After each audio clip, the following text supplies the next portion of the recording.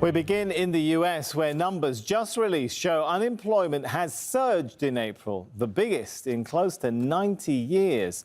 Tens of millions of jobs were wiped out right across the country as coronavirus lockdowns battered the economy. Unemployment skyrocketed to 14.7%. It was 4.4% in March. In April, 20.5 million jobs were lost. That's the worst result since the Great Depression, which began in 1929. It far exceeds the 2008 global recession when 8.7 million jobs were wiped out. Let's go now to our White House correspondent, Kimberly Halkett, on those numbers just coming out of the US. And Kimberly, today's numbers just adding to the bleakness of yesterday's weekly figures, right?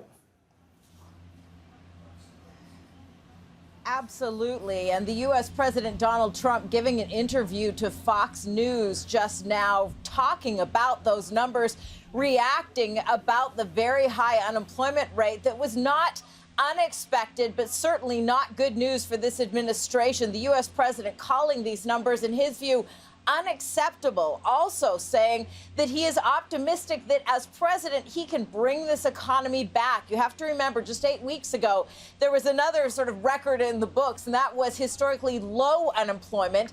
Now we have just the opposite, new records being set. The U.S. president saying that he believes he can bring back a very strong economy.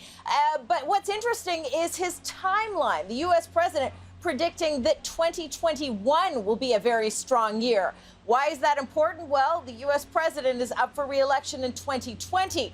Hidden in that message is the underlying request that all Americans vote for him if they want to see these jobs come back.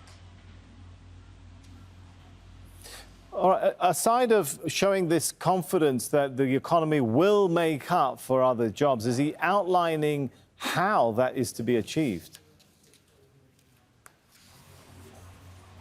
I think one of the biggest things the U.S. president has been arguing is that it is necessary to reopen the economy, that the foundation of the economy, in his view, is sound and strong. But that's in contrast to what many experts believe, because the reality is, well, these jobs were lost in a matter of weeks. It could take months, even years, for these jobs to come back. Now, I should tell you that the U.S. president also talked about a few other important topics that I want to quickly just tick off in terms of headlines. The other big story here in the United States, of course, is the issue of the Department of Justice deciding not to prosecute Michael Flynn, the president's former national security advisor. The U.S. president promising that he will be releasing new details about that investigation that, of course, also enveloped his own presidency for many, many months. The U.S. president under investigation in terms of his contacts with Russia and whether or not there was collusion during the 2016 U.S. campaign.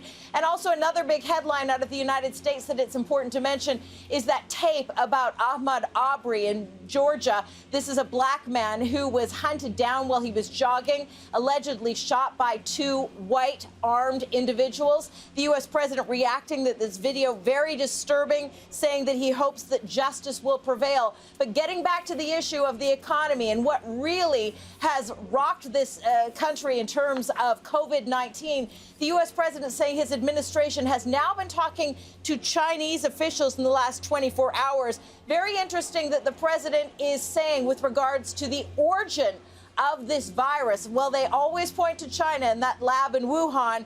The U.S. president now saying that he doesn't believe that this was deliberately spread. Instead, he's blaming incompetence, saying, I don't believe it was done on purpose. So the U.S. president, in the midst of all of that, the underlying message, Sammy, is that the U.S. president, as he tries to get this economy back on track, is looking to some sort of partnership still with China, knowing that it is a very important trade partner. It's important to note the U.S. president has not weighed in definitively on whether or not there will be additional tariffs as punitive action towards China for the reality of what he faces with this economy and these jobless numbers in the United States. Clearly a lot on his plate right now. Thanks so much, Kimberly Halkett.